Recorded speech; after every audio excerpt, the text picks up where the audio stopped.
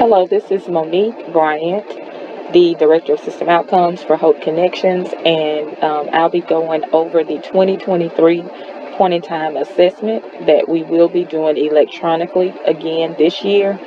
Um, the survey is just a little bit different from last year, and I'll talk about those changes as we come across them. So, once you go into the assessment, you'll see a screen like this, and you're going to either choose you're adding a household member to an assessment you already started, if this is a new individual assessment, or a new family assessment. And so, for the sake of this training, I'll do a family assessment. All right, it's going to ask you for your name, first and last.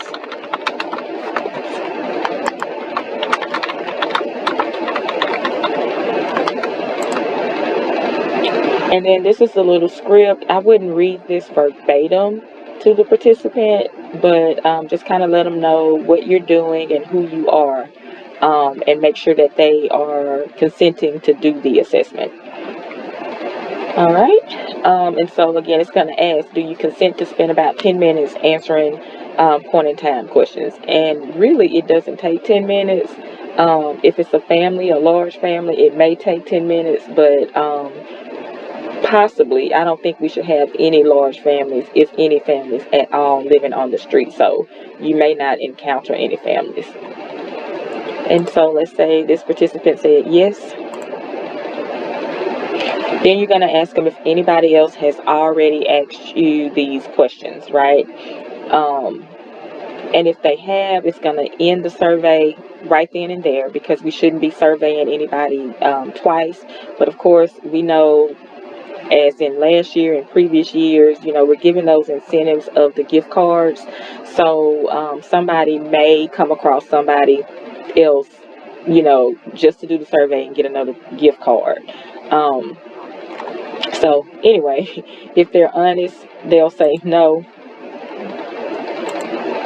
and you can proceed with the point in time assessment. So it's going to ask for the respondent participant first name. It says or initial. We prefer to get the full name, but if the participant doesn't want to give their full first name, then of course you can do the initial. All right, and then it's going to ask for a middle initial, and then a last name or initial of last name. Again, if at all possible, please try to get the full name. All right, and since we are only surveying people who are outside, we want to make sure that we pick the appropriate response. So the first question is, where will or where did you stay on the night of January 24th, 2022? Now, of course, that's supposed to say 2023, but we are in the demo point in time assessment, so those things have not been updated as of yet. But once we go live, you'll see something that says live or something like that that'll let you know that this is the real assessment. That information will be changed on the assessment. So we're going to say that this person was in a place not meant for habitation. And then down here, you can put exactly where that participant was staying. So we're going to say they were in LSU parking lot.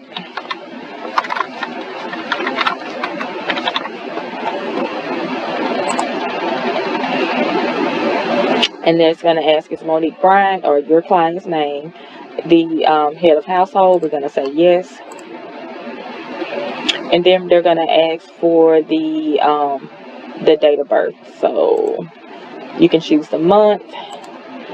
You can put in the day and the birth year. All right, and then it's going to ask you a question. Is Monique Bryant, please confirm that Monique Bryant is 48 years old. There is a small glitch that I need to let you guys know about. If anybody was born January 1st through the 23rd, I believe, it's not going to calculate the birth correctly. So you can just put that's wrong or confirm based off of the answer the client participant gives you. So we're going to confirm that. Are there children in your household who are experiencing homelessness with you? So I said at the beginning that we're going to do a family assessment. So we're going to say yes.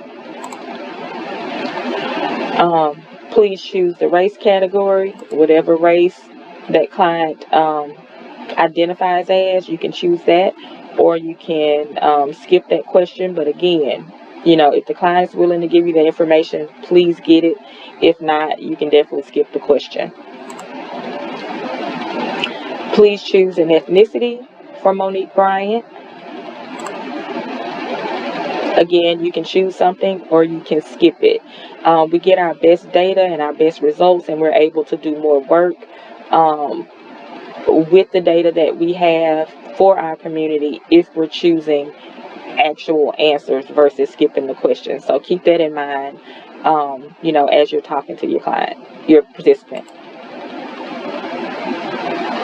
Please choose a gender for your client. So you got different options that you can choose, or again, you can skip it. What is the approximate start date that Monique Bryant's or your participant most recent episode of homelessness began?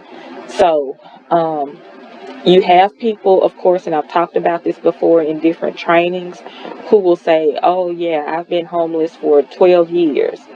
But maybe they've had a jail stay that lasted more than 90 days. Then that takes them out, that breaks that episode of homelessness.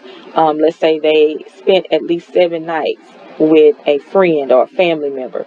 That breaks that episode of homelessness. So if somebody gives you a long span of time, anything over a year, I would say kind of drill down to make sure that they didn't have any episodes that may have broke that continuous episode of homelessness. So we're going to say that this family has been on the street since November.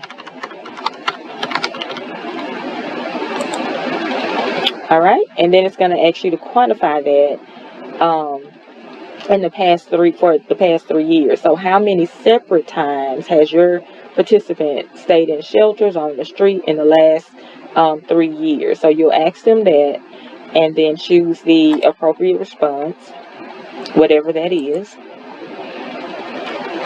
How much total time has your participant spent staying in the shelters on the streets in the last 3 years? So it's going to ask you to quantify that in the amount of months. So we're going to say just 1 to 3 months. And then it's going to ask if your participant has served in the U.S. Armed Forces, so any of that. Wants to know if your participant has ever been called into active duty as a member of the National Guard or as a reservist. And you can answer that question the way they answer it. Does your participant drink alcoholic beverages or use drugs, illegal or prescription, for non-medical reasons? And you can answer that question.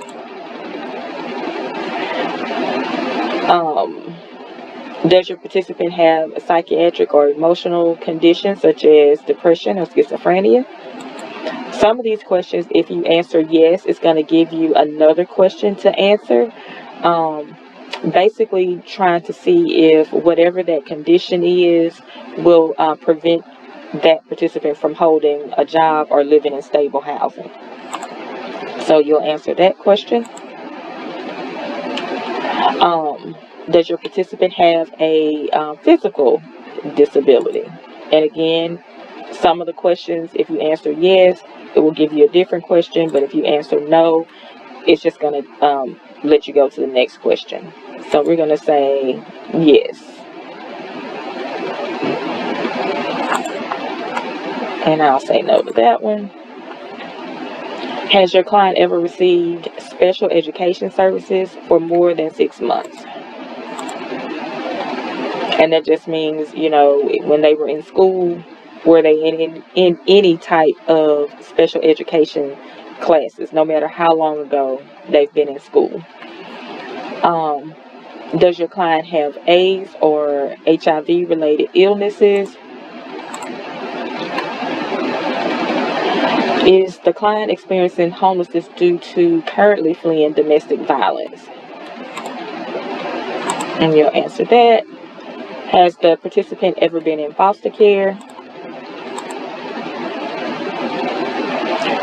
And has the participant been adversely impacted by a natural disaster? So this can mean a lot of things for a lot of people, but if you know that there has been some type of natural disaster in the past year or so, maybe even in the past 5 years or so, that displaced a client from housing or something like that.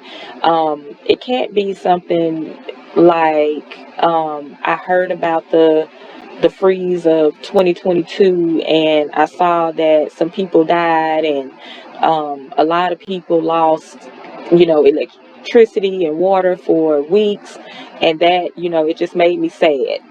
We want to know, well, the survey wants to know if that person was impacted adversely, concerning their housing, were they displaced. So even, as far back as Katrina, people who may have fled here from Katrina who are still displaced because they never found, were able to get housing. So any natural disaster, hurricanes, freezes, floods, tornadoes, whatever. All right, and so that pretty much takes you to the end of the survey. So last year, the last question said, do you want to now enter information for another family member? This year, the survey does not do that. It just takes you back to this front screen.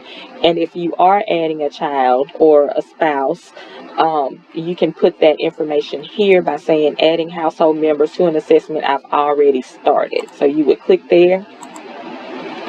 Put your name again.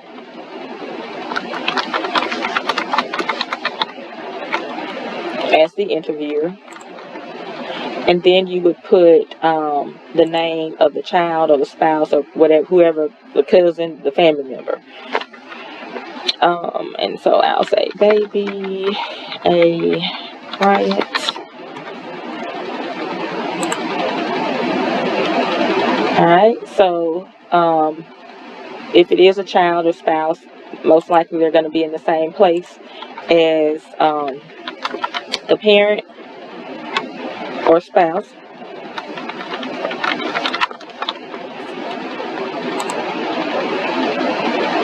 Of course, baby Brian isn't the head of household because we've already entered the head of household information. This is the child. And same thing, you can do a date of birth for the child, birth year, confirm the age, choose the race,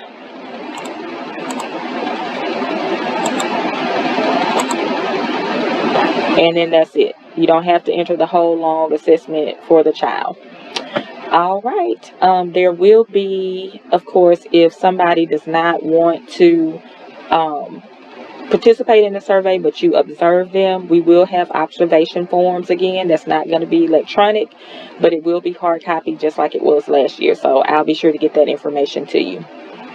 All right. Let me know if you have any questions.